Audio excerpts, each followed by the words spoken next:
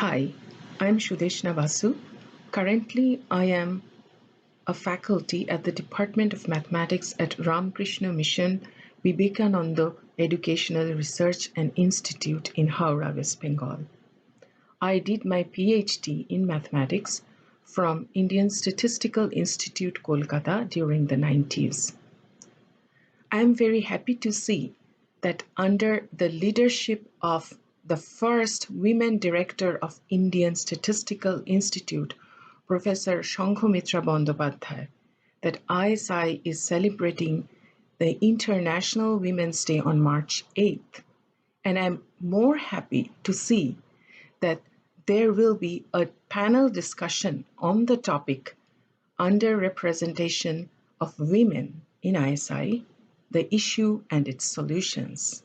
This is a very positive step towards increasing women students at ISI. One of the panelists, Professor Pradipta Bandyopadhyay, reached out to me and requested me to get a collective opinion from the women alumni of Indian Statistical Institute. So what I thought was this: instead of me writing on behalf of all these women, why don't they speak for themselves? So I contacted some very accomplished women alumni of Indian Statistical Institute, spanning 3 decades, starting in 80s till the present. And they have spoken out about their own experiences in ISI and how that can be improved to make it more comfortable for women. And they have also suggested a few solutions and positive steps towards it. All these women alumni of ISI are accomplished in their own fields. They come from different parts of India, and we also have among us one international alumni. So we are all very happy to share our thoughts with you all. I will first briefly share my thoughts. Broadly speaking, make ISI more women-friendly. Make them feel welcome, that is the women, the girl students. Make it a safer place for the girl students. Make them feel safe. That's also very important. Secondly, hire more women employees, both academic and non-academic, so increase the presence of women in the campus. And this could be done using the reservation policy, which is widely accepted and used all over the world by many institutions and universities, and it has proven to yield positive results. Third, initiate an orientation on how to address and identify sexual harassment. Make this orientation mandatory for all ISI employees and students. Fourth and last, initiate outreach programs like visitations of local schools, especially girls' schools, and also welcoming the students from these girls' schools for campus visits. Make them aware of the opportunities they have at Indian Statistical Institute.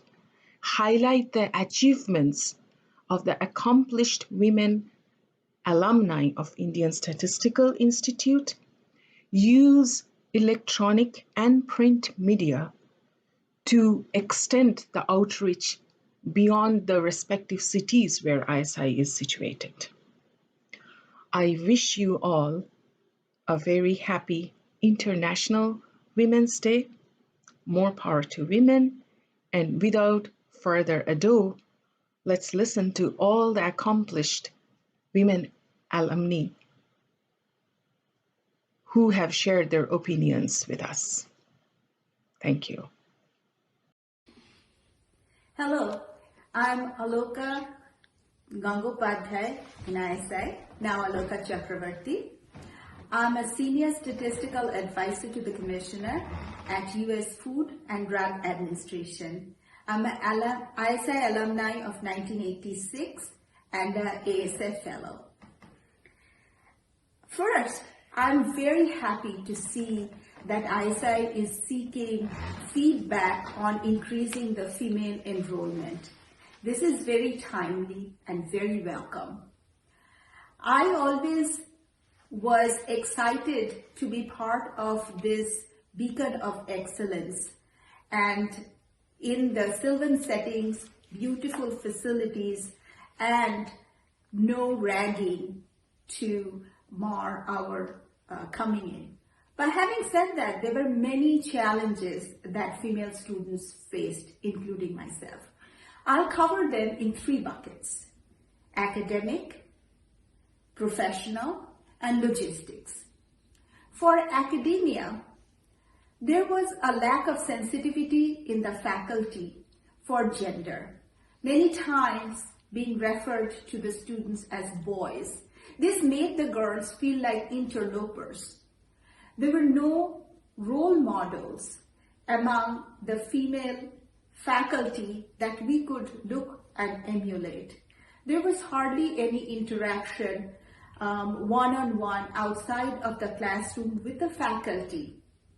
And their awkwardness often made the female students think twice before asking for help in some of the class material they may not have understood. Next, coming to the professional, the female lecturers, female professionals, female adjunct faculty, that was a scarce commodity. We never saw who we could look up to and grow into. That was a big challenge for the students. Mentoring of female students was hardly existent, as well as the internship opportunities for them. Now let me come to the logistics. As you know, the male to female ratio in ISI student body is very skewed. Many of the classmates were very uncomfortable speaking to the female classmates, and often you are a target of undue curiosity. That made us feel very self-conscious and did not let us blossom into all we could have been. Also, there were other challenges like, toilet facilities were not there for females in some of the floors of academic buildings. I mean, this is basic that you can ask for.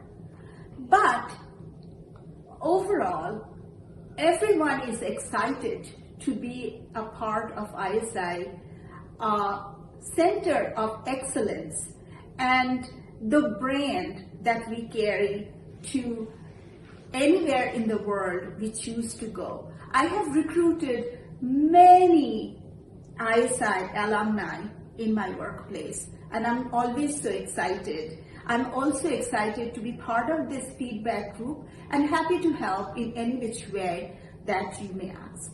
Thank you. I'm Rajeshwari Sundaram. I'm Biostatistical Senior Investigator in National Institutes of Health. My research focuses on quantitative methods to address issues of reproductive health, child health, and women's health. I received my master's in applied statistics and data analysis from Indian Statistical Institute in 1993. So when Sudeshna Basu approached me to talk about my thoughts on increasing enrollment of female students in Indian Statistical Institute, I was very excited. This issue is very near and dear to me. In fact, I'm heavily involved in these issues at NIH, which sets guidelines not just for the NIH community, but also for the scientific community at large in US, which benefits from NIH grants. My thought about ISI is that we should reach out to the community at the earliest point by reaching out to the high school female students by holding seminars, webinars, and workshops. In fact, we should have a statistics day at ISI where they come and see what happens at ISI. The next step is to make sure that the enrolled female students have a very positive experience during their journey at ISI without any type of harassment. This can be achieved by having a zero tolerance policy for harassment and setting them up with a peer group of senior female students with whom they can interact safely with. The last point that I want to mention is about the feedback that the female student receives throughout her journey at ISI. Professors should be encouraged to use gender neutral adjectives and to refrain from adjectives like sincere and hardworking for female students and gifted and talented for male students. In the recommendation letters, in fact, they should use gender neutral adjectives and refrain from giving away the gender of the student. Hi everyone, my name is Sediqe Mirzai. I'm a faculty member at the Department of Biostatistics at St. Jude Children's Research Hospital, the biggest children's research hospital in pediatric cancer in the USA. I'm honored to be an ISI alumni. I got my PhD in statistics in 2015 from Applied Statistical Unit of Indian Statistical Institute, Kolkata. I'm asked to talk about my opinion, how we can increase the enrollment of women at ISI. I'm talking about my opinion, and it comes from my experience back then. The situation may have changed by now, but at that time, any minority which was happening at ISI, either it was gender wise or cultural wise, was because of undiversified faculty distribution. I think that was the reason, and still it may be the reason. We may increase the number of female faculty to have a more diversity in faculty distribution, and in that way, we may increase the number of female students at ISI. Thank you. Hello, my name is Apurna Shengupta and my maiden name was Apurna Dotto. Today I'm a managing economist at Bates White Economic Consulting Firm in Washington, D.C. I studied in Indian Statistical Institute from 2005 to 2007 in the Masters in Quantitative Economics program. Since graduating from ISI, I have worked in management consulting firms, in insurance firms, and in economic consulting firms, and I did my PhD in economics from Boston University. On the topic of how ISI can increase enrollment from women students, I would like to share my own personal experiences because these experiences get shared with future prospective students that make their decisions either easy or difficult on choosing Indian Statistical Institute. So let me start with the first, which is when I lived in the women's hostel. Back in those days, there was no dining facility in our hostel. So our women's hostel was composed of master's students, research fellows, and all of us at lunch or dinner time or even breakfast, we would have to go to separate hostels, boys' hostels, to get food. we had a cooking infrastructure in the women's hostel, unlike the boys' hostel, for example. But then the expectation is that the women would study and cook while there wouldn't be any dining facility like a mess which would be available. So that was very different. Like we always had to go to the boys' hostel for dinners, and it was unfortunate that we didn't have the same in the women's hostel. The second is I was the co-convener from in the women's hostel from 2006, like the year of 2006-7. So that meant that I put together a budget for getting funds for the women's hostel. For the budget, we had shown how we would use the funds to expand the computer lab, the library, and have some, normal facilities like uh, getting the refrigerator fixed, the TV room cleaned and functional, all of those. When we went to the dean and president of the institute and talked about our budget and our plan to use the funds, we were told that why does the women's hostel need these funds? There's everything is available in the boys' hostel, so why don't you just use that infrastructure? And that was the first response, and that was pretty shocking for me, given that women's hostel had a good amount of size, and not saying that why does women's hostel need that infrastructure was interesting. The third experience that I had was a personal one where my friend came to visit me, and I was told that visitors for women's hostel would need special access. If my friend parked the car in front of the boys' hostel, that was fine because she was visiting the boys' hostel. But the same car, if it was being parked, or if she was visiting me first, then she would need to go through some special visitor permissions from beforehand before she visited me.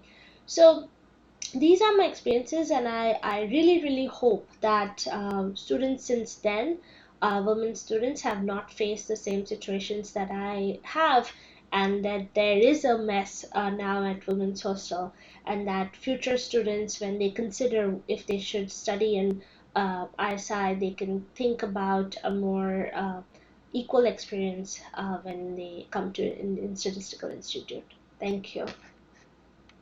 Little Biswas from the 813 BStat MStat ISI Kolkata batch, currently a researcher in the US. It feels good to know that ISI is thinking about encouraging female enrollment. I remember the many, oh my goodness, so many women reactions our batch received because we had 7 women out of the 55 students, the largest number of women students in the BStat batch at that point. I think the aggregate female enrollment in the 5 years prior to that was 3.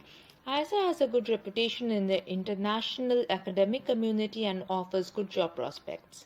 In a country where a lot of parents do not want to spend a pie on their daughter's higher education, it provides a stipend, which is a huge incentive for girls hell-bent on getting a higher education and eventually gaining independence.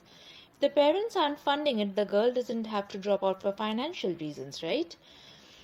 But we are still dealing with low female enrollment and looking for ways to market BStat better to women. First of all, I must thank whoever came up with the idea of asking female alumni for our opinions. I think this is a great idea and it feels good to be acknowledged that someone's willing to listen. I'll start by touching upon a few points of why female enrollment might be suffering, drawing upon a few of my own experiences in the process. I have a lot to say in a short time, so I'll be brief. When I was dealing with the should I go to IIT or ISI debate, I had reached out to familiar alumni from the respective institutes. My ISI contact told me go to IIT, ISI doesn't have many girls, that will be uncomfortable. The high school graduate me was extremely stubborn, career-oriented and fed up of the "this is not for girls" slogan to the point of automatically filtering it out. It would be second semester of BStat before I realized the harsh truth of those words. There is research that shows a certain percentage or number of women are generally required in a team or group for women to feel comfortable or form a supportive framework for themselves. I don't recall the exact number, but the moment I had read this, I had done the quick math and found that 7 out of 55 did not cut it. The problem is cyclic. If there aren't enough women, there won't be enough resources directed towards women. And if there aren't enough resources to prevent discrimination against women, women would tend to stay away. We didn't have a sexual harassment cell when I joined in 2008. I recall signing a petition, going around in my final year of masters for one, and again one in 2016 that sought that a person accused of sexual harassment should not be appointed to the cell. Today I went to the ISI website and couldn't even find a link to it. By comparison, in the US university I'm currently at, resources are well advertised on the university webpage. There are posters on every floor of the building, of every building.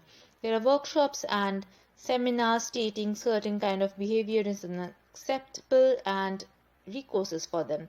Our department has female professors acting as mentors to other female students and holding frequent meetings to encourage our career development.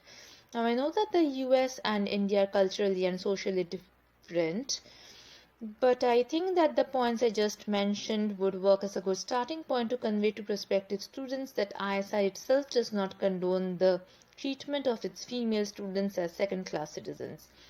It gets excruciatingly uncomfortable when a professor makes an innuendo at the expense of a female student to make themselves more popular among the majority. And toxic people like those are a handful, but they like making themselves felt. A few drops of water won't purify a glass of cyanide, but a few drops of cyanide definitely poisons an entire glass of water, right?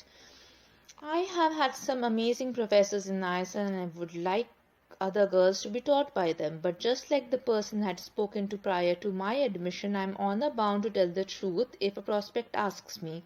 And it pains me that that one sentence might be depriving me and others of an amazing female colleague in the future. That's my 2 cents, and I hope I've been able to provide some food for thought. Namaskar. Hello everyone, my name is Neha Agarwala. I'm currently pursuing PhD in statistics from the University of Maryland. My connection to the Indian Statistical Institute goes back to 2013 when I joined ISI Delhi for the MStat program. I'm really happy to share my experience with all of you, and hopefully I can in some way motivate more students or more female students to pursue their education in ISI. When I started the MStat program at ISI Delhi, I was the only female student in my class. I believe we were a class of 14 students. Even though I knew I would be the only girl in my class, I couldn't quite comprehend the challenges it would bring before I actually joined the institute. Obviously, it was difficult during the initial period, but ISI is such a small community and it is really easy to make friends, not only from your department but also from other departments. Having said that, there were definitely some outdated comments and unconscious biases. I remember one such institute when during the hiring process, a certain company selected a female student over her male classmates. Sadly, some people credited that to her gender and not to her merits. These unconscious remarks are sad, but I believe the situation is getting better and definitely improving. And the idea is to continuously challenge and change such thought processes. I think with each passing day, we are seen more as a researcher first and then as a woman, not the other way around. And to improve, in my opinion, to encourage more students or more girls to join ISI, assigning a mentor to those selected can be really helpful. It is natural for a newly admitted student, a female student, to think that I might end up being the only girl in the class. It has been observed that this is actually a very common and a reasonable concern for women in science in general. Addressing these issues and talking about the challenges before joining the institute can be really helpful. It can help the student gain some perspective and make a conscious decision. Another solution is to make the female student feel more welcome and more inclusive. One way to do that is to form organizations which requires mandatory participation from the female students. In all, I believe ISI is a great institute, and I had a really good experience, good learning experience at the Indian Statistical Institute. It is really great that ISI is taking such initiative towards such a justified cause, and I'm glad to be a part of it. Thank you.